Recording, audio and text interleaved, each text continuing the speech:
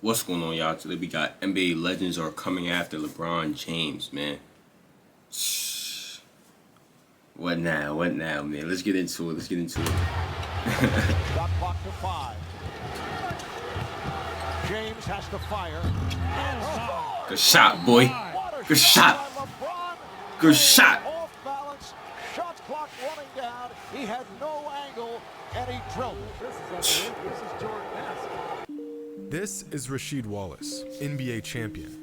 This is a 22-year-old LeBron James, and LeBron is in the midst of one of the greatest performances in NBA history, a game that has since been dubbed LeBron's 48 Special. LeBron scoring 25 straight points for the Cavaliers, propelling his team to a playoff victory in a classic overtime thriller. To this day, this is one of LeBron's hallmark performances, but if you ask Rasheed Wallace about this game, it's almost like it never even happened. Months ago, during an appearance on the $1 Million Worth of Game podcast, Rasheed Wallace was asked about his thoughts on current NBA players and how well they would do back in his era. One of the players that came up was LeBron James, and Rasheed had this to say. Good platforms. Was soft. Steph Curry. And we talking about from your era. We not talking about from this era. Would the game change? We talk about if they was playing in your era, would they be? Oh, soft. Okay. If you talking my era, soft. James Harden. My era, soft. LeBron James. He probably would have done good because with his physical stature, with him being a little bit bigger than a majority of the rest. So he probably would have held his own, but I don't think he would have been as successful as he is now. Like now is, man, you know what I mean? Like he doing it. Young boy doing it. You know what I mean? So, but it was a whole different era back then, bro. So, beast or soft? I just told you. Beast then. You know, I think he would have held his own. I can't necessarily say he would have been a beast, but I think he would have held his own. Now, there has been this trend recently of former NBA players throwing shade at current NBA players, saying they would never make it back in their era. These new players are too soft or too small. This has been the case for years. Former pros hating on current pros, but this comment Rasheed made about LeBron brings things to a whole new level. Because despite Rasheed's apparent memory loss, LeBron played in the same era he did. This isn't a case of a player from, let's say, the 80s taking shot at a current player that just entered the league. A hypothetical situation that has no real evidence or conclusion. Rasheed and LeBron literally played each other all the time. They were in the same conference. They were in the same division. Rasheed said LeBron would probably have done well, but wouldn't have found as much success, falling somewhere between a beast and soft.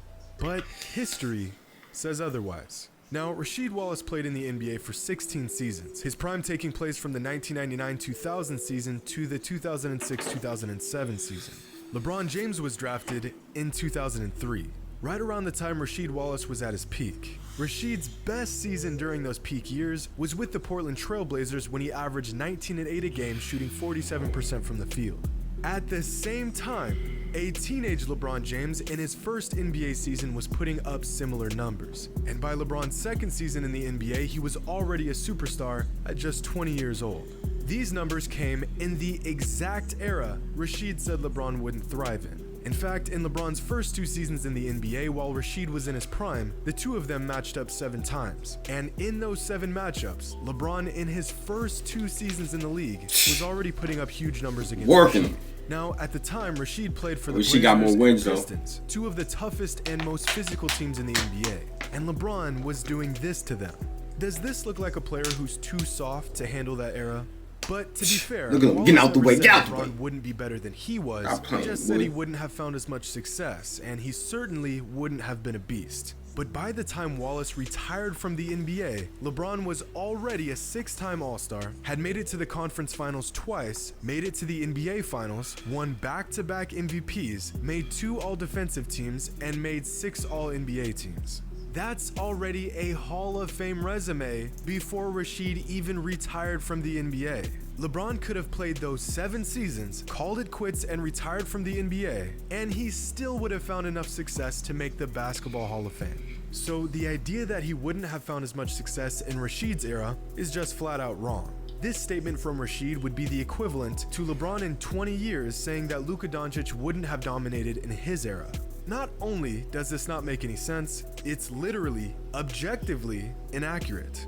But here's the craziest part about this entire thing. Statistically, LeBron was just as dominant in Rashid's era as he has been since Rashid's era. In the 7 seasons LeBron played in the NBA at the same time as Rasheed Wallace, these were his numbers. And in the 7 seasons after Rasheed retired, these are LeBron's numbers. Nearly identical aside from the championships. But just because LeBron wasn't winning rings doesn't mean he wasn't winning.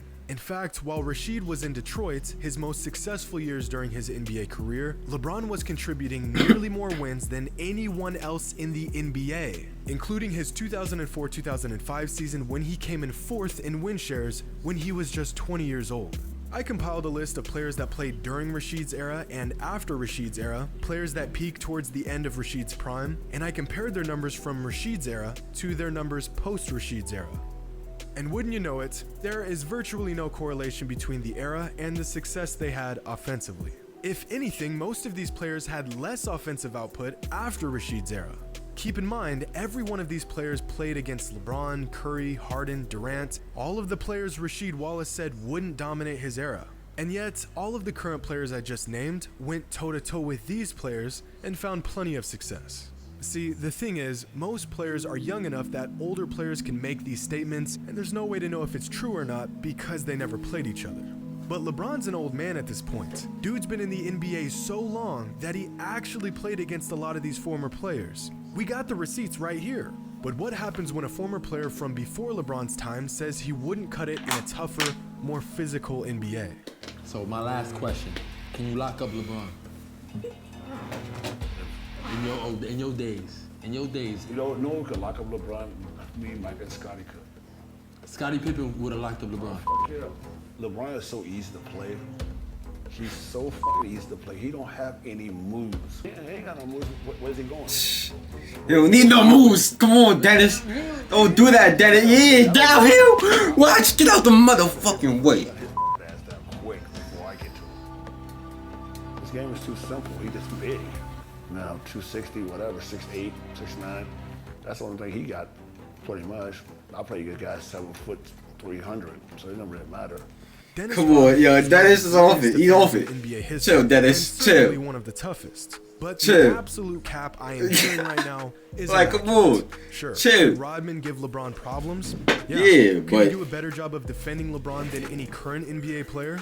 Probably. But Rodman saying that he could lock up LeBron is blasphemy. There's like, really come no on, bro. great 80s, 90s player comparison to LeBron, but let's take one of the greatest small forwards of all time, Larry Bird. When Rodman matched up against Bird throughout the 80s and early 90s, Bird averaged 25, 8, and 7 a game against Rodman and the Pistons. And most of these games took place when Bird was an old man with a bad back. I find it hard to believe that LeBron would struggle to find success against Rodman when a 33-year-old Larry Bird with a back brace was doing this to him.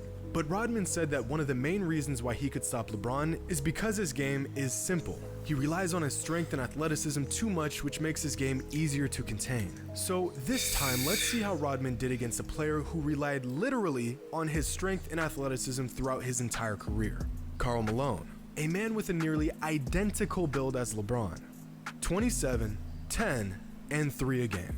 Rodman couldn't stop or even slow Bird or Malone down, because as great of a defender as he was, good offense beats good defense. And LeBron is one of the most gifted offensive players the game has ever seen. On a podcast earlier this year, former NBA player Gilbert Arenas gave his 2 cents on this debate, and his stance was very clear. You know, when people talk about, you know, who was better, the 92 team or the this and this team, and then you always say, what rules?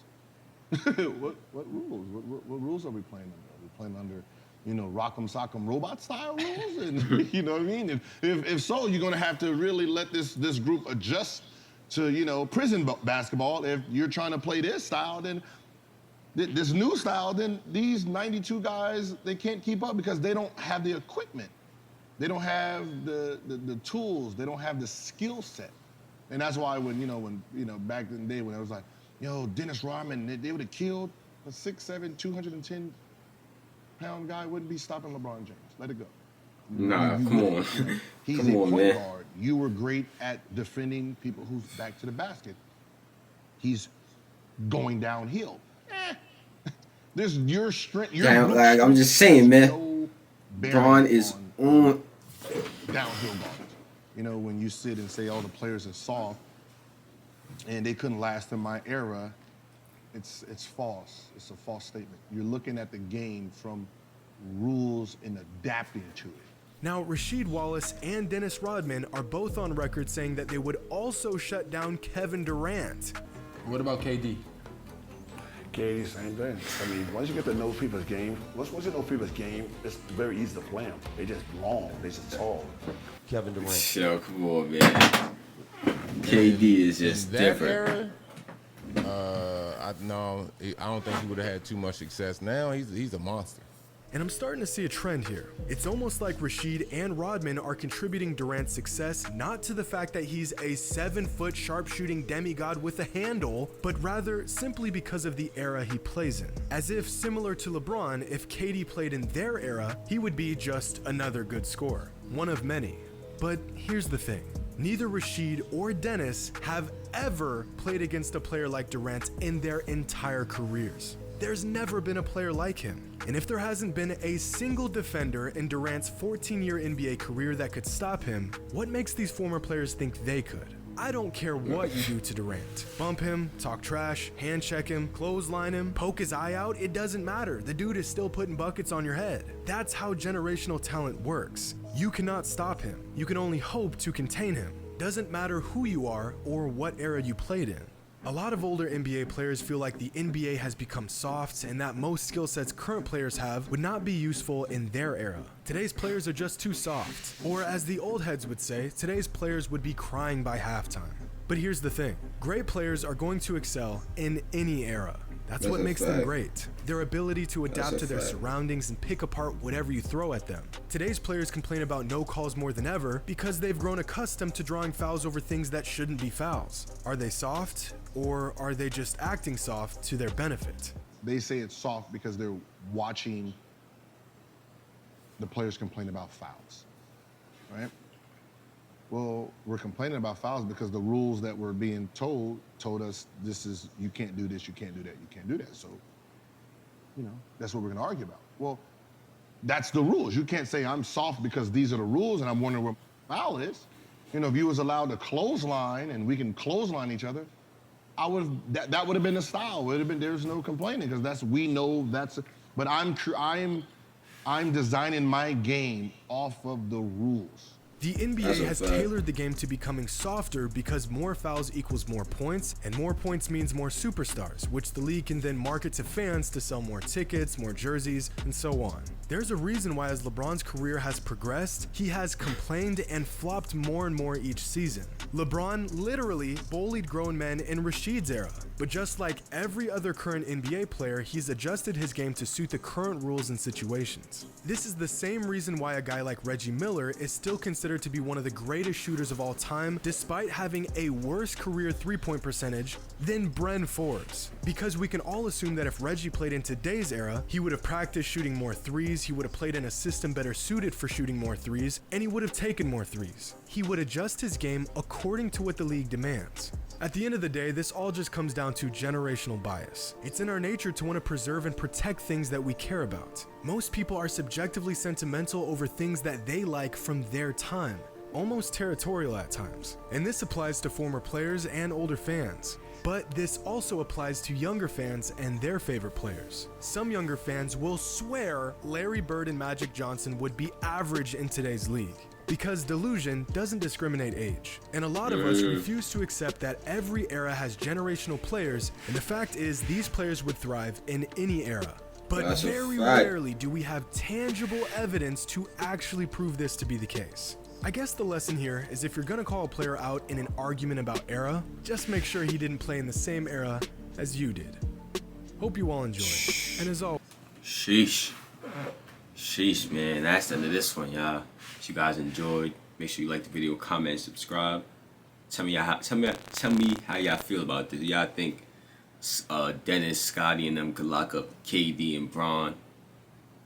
Y'all think Rashad Evans could lock up KD and Bron? Click on the last reaction. I'm out of here, man. Turn on post notifications as well.